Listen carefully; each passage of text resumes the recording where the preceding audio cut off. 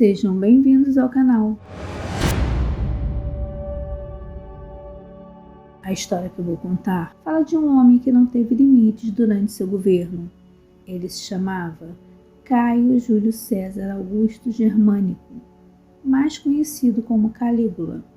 Caio Júlio César nasceu 31 de agosto do ano 12 d.C. Ele era filho caçula do general romano, cujo nome era Germânico, e sua mãe chamava-se Agripina, e ele teve 2 irmãos e 3 irmãs. Aos 3 anos de idade, o menino Caio Júlio foi levado por seu pai general Germânico para uma campanha do exército, no qual ele liderava, rumo ao Oriente. O menino foi vestido com roupa militar e também usou sandálias militares, e usava máscara de legionário e carregava uma pequena armadura. O menino se tornou mascote do exército, e por causa das suas sandálias e sua máscara de legionário, eles deram ao menino o apelido de Calígula. Dizem que o futuro imperador romano odiou o apelido, mas o menino não esperava o que viria pela frente. Quando ele completou 7 anos, acompanhou mais uma vez seu pai para uma expedição até a Síria, mas o menino Calígula não esperava que ficaria órfão de pai naquele país. Seu pai, o general Germânico, foi envenenado a mando do seu rival político, seu tio Tibério, que era seu tio adotivo. Após todo o processo fúnebre do general, sua mãe e seus irmãos mudaram-se para Roma, mas o imperador ficou receoso com a volta da família, pois ali existia um futuro imperador, e começou com uma inimizade com a família, e várias mortes de parentes do futuro do imperador aconteceram, pois Tibério tinha receio de perder o poder. Passam uns anos e o imperador Tibério, com receio da rivalidade política, exilou a mãe de Calígula, Agripina, e seus irmãos, sob acusação de traição. Pessoal, deixa aquele like, isso ajuda a fortalecer o canal. Desde já, o meu muito obrigado. E Calígula já era adolescente nessa época e foi obrigado a morar com a sua bisavó, a mãe de Tibério. Pessoal, que família, hein? Quando a bisavó morreu, novamente Calígula foi morar em outro lugar, agora com a sua avó Antônia. Foi então que o imperador ordenou que Calígula e suas irmãs retornassem, mas eles ficariam sendo vigiados e livres ao mesmo tempo, meio que prisioneiros e livres, e eram vigiados pelos soldados de Roma. No ano 31, Calígula começou a fazer parte da vida do imperador Tibério. Jovem, ficou mais próximo a ele durante 6 anos. Dizem que Calígula era um excelente ator. E vocês, acham que ele esqueceu da traição que seu pai sofreu pelo general Tibério? Então Calígula, diríamos que ficou bem com o imperador, escondeu seu sentimento. Mas no ano 33, o imperador deu a Calígula o cargo de questor.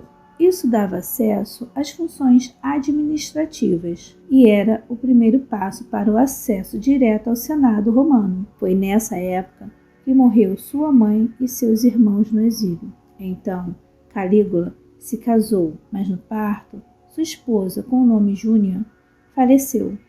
E esse casamento durou um pouco mais de 1 ano. Sua filha foi assassinada, ainda bebê, e Calígula só guardou mais ressentimento de ódio. Calígula fez amigos e aliados. Macro, Névio, Sultório eram importantes aliados e amigos de Calígula.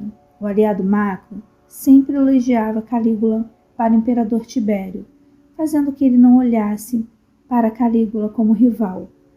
No ano 35, Calígula e Tibério foram escolhidos a serem herdeiros do trono de Roma.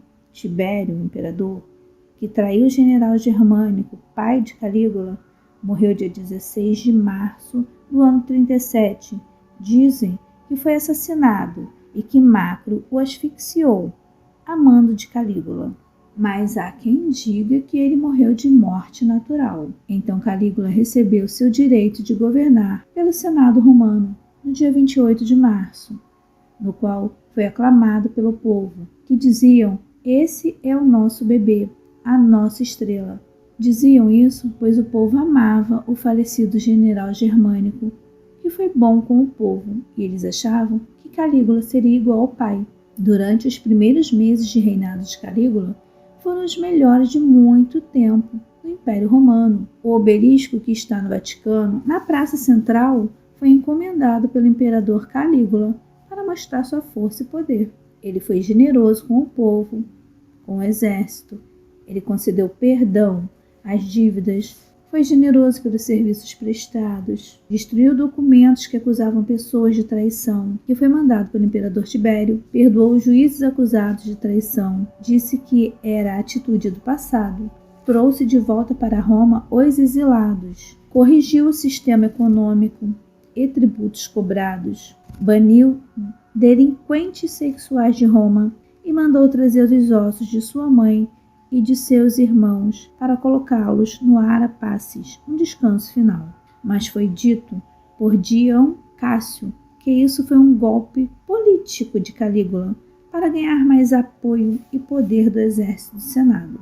Mas o povo não esperava que ele iria se transformar em um louco e sádico sexual e um dos mais cruéis imperadores de Roma. No ano 37, Calígula foi acometido de uma doença, no qual ele começou a ter desequilíbrio mental e passou a ter um caráter autoritário e cruel. Calígula gostava de orgias sexuais, cometeu incesto com suas irmãs, as obrigou a se prostituir. Dizem que ele tinha um cavalo que ele amava, um cavalo de corrida, com o nome Intactus. Os súditos tinham que ter cuidados especiais com o animal, pois Calígula planejava torná-lo cônsul de Roma. Calígula contrariava os senadores e sempre era contra as suas decisões. Ele aumentou os impostos de maneiras exageradas e mandou o exército executar várias pessoas por motivos diferentes. Confiscou até bens de ricos. Com a sua mente confusa, ele se considerou uma divindade e começou a aparecer em público, vestindo roupas de semideuses. Ele ordenou que retirassem as cabeças de estátuas e colocassem a imagem dele no lugar. Calígula teve mais 3 esposas e filhas. Pessoal, o que vocês acham que aconteceu com a mentalidade de Calígula? Me conte se vocês já conheciam essa história. Calígula morreu dia 24 de janeiro de 41 d.C., aos 28 anos. Ele levou 30 golpes de faca. Ele provocou a ira de toda a população romana e seu reinado durou 4 anos. No mesmo dia da sua morte, seu tio Cláudio foi declarado imperador de Roma e ele mandou apagar tudo o que lembrava seu sobrinho Calígula. A história de Calígula foi relatada por Suetônio e Dion Cássio, cujo relato deixou dúvidas, pois foi escrito há 80 anos após sua morte. E vocês, o que acharam dessa história? Deixe seu like, compartilhe e inscreva-se no canal.